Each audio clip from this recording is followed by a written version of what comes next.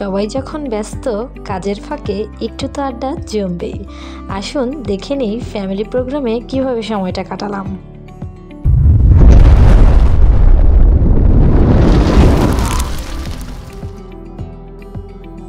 ঈদের কিছুদিন পর আমাদের দাওয়াত পড়েছিল আমার ছোট নানুর বাসায়।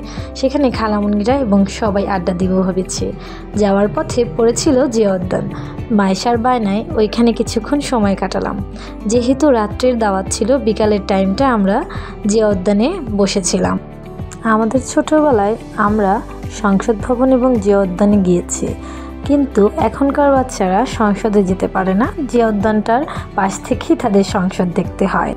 গত বছর 5ই আগস্টে সংসদে যাওয়ার যে অনুভূতিটা ছিল, সেটা সংসদের সামনে গেলে আবার পুনরাবৃত্তি ঘটে।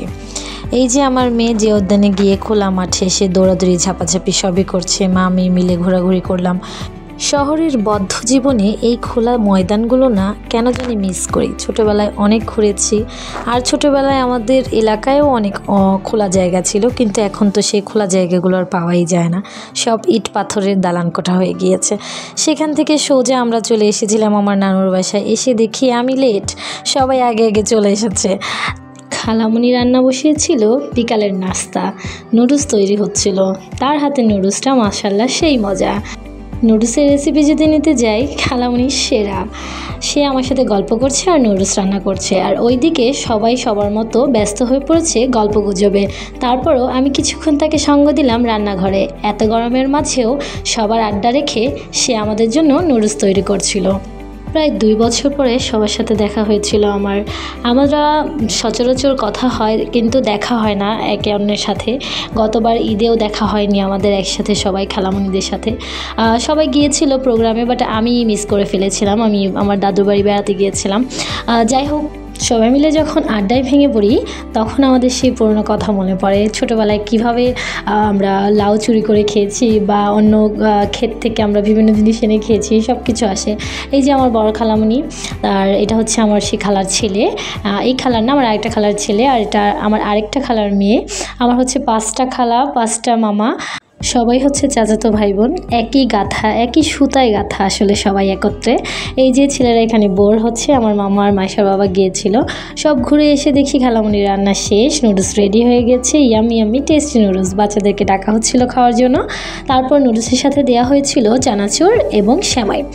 নানুর হাতের সেমাইটা অনেক মজা, এবং কালারিং যেই সেমাইটা আমরা খেয়েছিলাম অনেক ভালো লাগছিল। আমি খালামুনিকে সার্ভিংয়ে কিছু সাহায্য করছিলাম। খালামুনি রেখে দিচ্ছে, আমি সবাইকে দিয়ে আসছিলাম। যেহেতু সবাই এক রুমে বসা ছিলাম না, যে যার যার মতো আলাদা আলাদা বেসিসে ছিল, তো সবাইকে সার্ভ করছিলাম আমি। আর যেহেতু গল্প অনেক বেশি হয়, তো খাওয়ার তো একটু জমবেই। দেখেন আমি মাইশার যে হেয়ার ব্যান্ডটা আছে, ও বার্থডে গিফট পেয়েছে, সেই ব্যান্ডটাই মাথায় পরে আছি। সন্ধ্যার নাস্তায় নুডলসের সাথে যখন আড্ডা জমে, তখন কিন্তু বেশ মজা হয়। তো এই যে নুডলস খেতে খেতে সবাই সবার সাথে গল্প করছিল, আরও গল্পে মেতেছিল। আমার নিউ কিছু মেম্বার্স ছিল আমাদের, যে মামিরা ছিল, কারণ তারা হচ্ছে মামার ওয়াইফ, যেহেতু তারা নিউ মেম্বার্স, তারা আমাদের গল্পগুলো জানে না, তো তাদেরকে নতুন করে আমাদের পুরাতন গল্পগুলো শোনানো হচ্ছিল। তো এরই মাঝে আমার ভাই এসেছিল। আমার ভাই একটু লেট হয়ে গিয়েছিল বৃষ্টির কারণে, আর খাবারও সাথে সাথে চলে এসেছিল। খাবার এসেছিল বাহির থেকে, যেহেতু আমার নানুদের এখানে গ্যাসের একটু প্রবলেম ছিল। তো আমার নানার থেকে গোডাউন, যেখানে বাবুর্চি রান্না করে, আমার নানারা সবাই বাবুর্চি, তো তারা যেখানে রান্না করে সেখান থেকে রান্না করে নিয়ে এসেছিলো। আর এই যে সে তার ডার্লিংয়ের কোলে বসে শুয়ে আছে। আর এটা হচ্ছে আমার ছোট নানু। আমার ছোট নানুকে দেখলে বোঝাই যায় না, তার হচ্ছে আমরা দিন দিন বৃদ্ধ হই, সে দিন দিন জোয়ান হয়ে যায়, এইরকম পরিস্থিতি। এই যে সে গল্প করছে, আমরা পরে আমি আমার খালামণির সাথে একটু গল্প করছিলাম। আমরা দুইজন ছোটোবেলা থেকে খুবই ঘনিষ্ঠ ফ্রেন্ড। আমাদের যদি বলা হয় ফ্রেন্ড, বোন বা যে কোনো কিছু কমতি হবে। পরবর্তীতে আমাদের খাবারের সময় হয়ে গিয়েছিল, কারণ গল্প করতে করতে কখন যে 11টা বেজে গিয়েছিল টেরই পাইনি।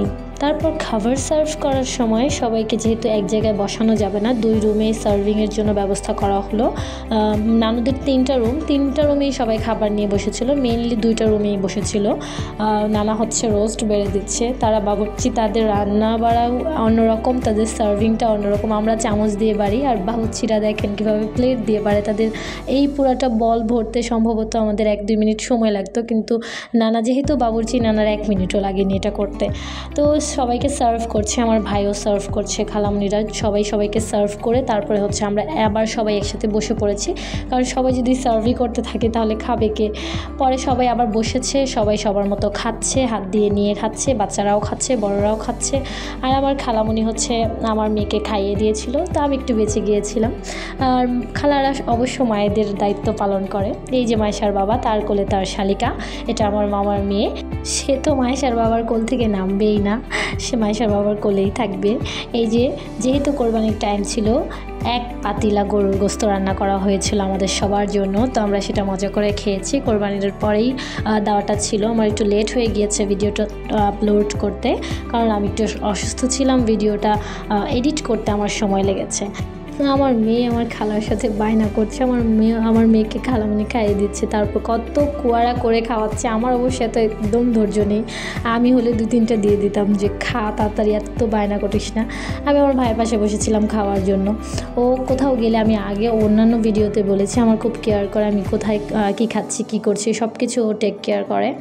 আর সেটা বাবার বাড়ি হোক, শ্বশুর বাড়ি হোক, যেখানেই হোক, আমাকে খুব টেক কেয়ার করে। আর এই যে দেখেন, শেষ মুহূর্তে সবাই খাওয়া দাওয়া করে আবার যাওয়ার ক্ষণ চলে এসেছিল।